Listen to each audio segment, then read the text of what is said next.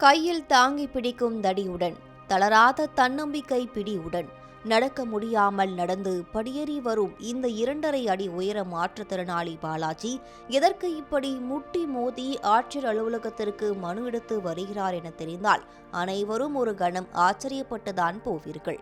காரணம், 40 வயதில் தனது ஊனத்தை ஒரு குறையாக நினைக்காமல் தனக்கு சொந்தமான 1 ஏக்கர் விவசாய நிலத்தில் பயிர் தொழில் பார்த்து கொண்டு மாடு வளர்த்து தான் ஒரு மாற்றுத்திறனாளி அல்ல, மாபெரும் விவசாயி என்பதை நிரூபிக்கத்தான் அந்த மனு.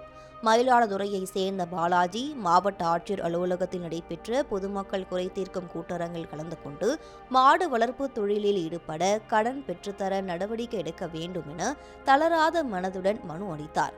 இதனை பார்த்த மாவட்ட ஆட்சியர் ஸ்ரீகாந்த் மற்றும் இதர அதிகாரிகள் தங்களது இருக்கையிலிருந்து சட்டென எழுந்து தாமதிக்காமல் கீழே இறங்கி வந்து மரியாதை நிமித்தமாய் மாற்றுத்திறனாளி பாலாஜியின் மனுவை பெற்றனர். இந்த சம்பவம் காண்போரை நெகிழ்ச்சியில் ஆழ்த்தியது.